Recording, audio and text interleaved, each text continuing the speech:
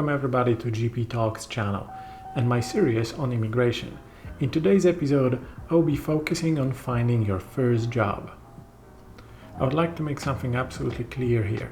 In this video, I will be talking about getting your first job after moving to another country. I will be doing a separate video series on getting your dream job. So for this episode, I will forget about high-level ones.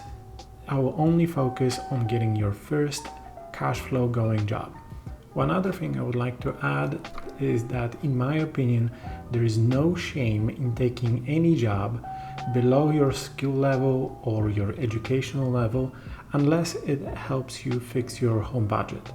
If you have a family to feed, if you need to support somebody, getting any job that pays is better than not having anything. So putting an ego aside, putting education and certification and licensing aside, and just getting the first job just to get your foot in the door. So in my opinion, there's no shame, and I did just that. I took some jobs that were way below that level, and yet they paid well, so I took them. First job that I took was a painter. Now, this is a very specific construction kind of job that is very easy to get and also doesn't require any licensing, any certification, or actually any qualification. As I stated in one of my previous videos, any licensing or certification that you have from your home country will not work here.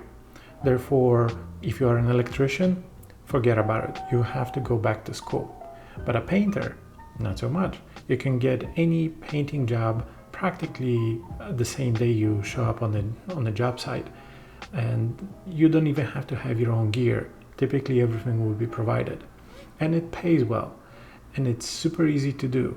It requires very little qualification, and you can do it practically every day of the week.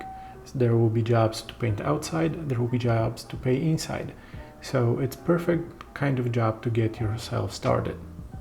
Second job I would recommend, although I didn't do it myself, is to be a security guard. Now, there are many misconceptions around being a security guard. The most common one is about putting your health or life in danger. And to me, it's kind of silly that people think like that. A security guard is not a policeman. Only real duty of a security guard is to call a police in case of an emergency. So if you're a security guard, you're not obligated to take any action other than report it to the authorities. You will also be a witness to the entire situation, but that's pretty much it.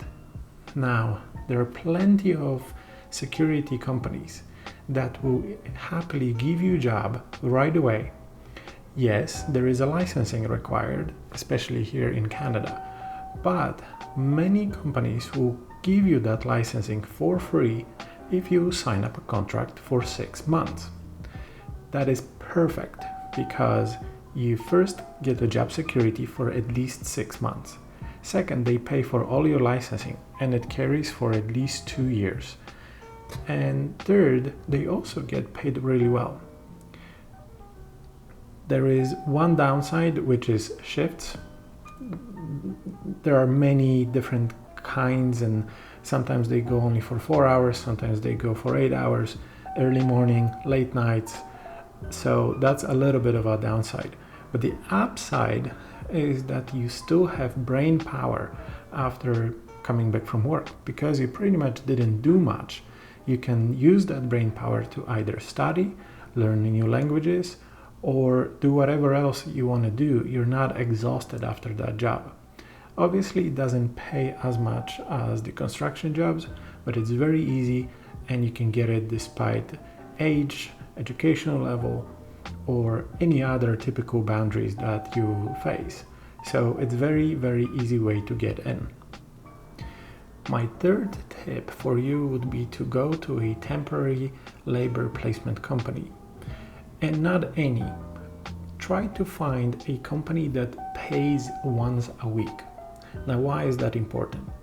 Typically, companies that pay at the end of the day they tend to employ the kind of people you don't really want to associate yourself with. And the companies that pay once a week typically don't have any kind of drug addicts or other bums, and they typically have much higher rate. Now, there is also a big advantage of getting a job through a temporary placement labor company.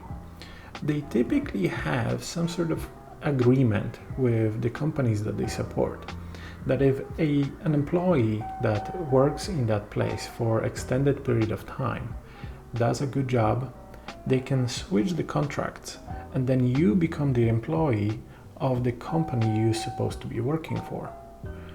Therefore, it's the easiest way in to any kind of manufacturing, factories, warehouses, logistical centers, and other types of this kind of companies, because you don't have to go through the recruitment process. You don't have to have any resume, you don't have to know anybody, you don't have to do anything other than just show up and work. The other benefit of a labor company is ability to network. They will place you in many different places, and you can get to know many hiring managers, which then you can give your resume to. Although they have contracts that will prevent you being employed directly without going through them for at least 3 months. But it doesn't change the fact that you can leave your resume and reconnect with those people after 3 months. Last thing I wanted to mention are fast food restaurants, and especially the big ones, the chain ones. A lot of people are dismissing this kind of job because, of course, it is hard, but also it pays very little, especially at the beginning. It's basically minimum wage for very hard work.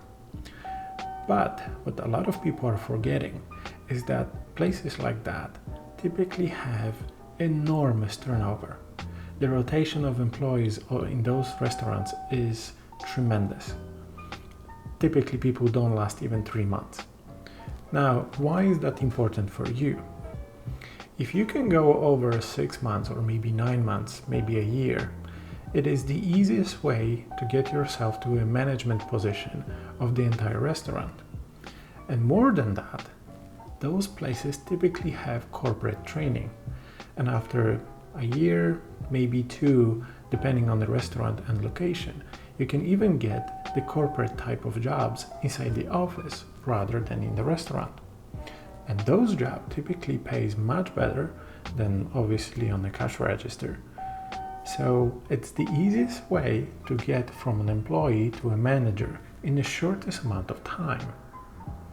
One other advantage of places like that are the group health benefits.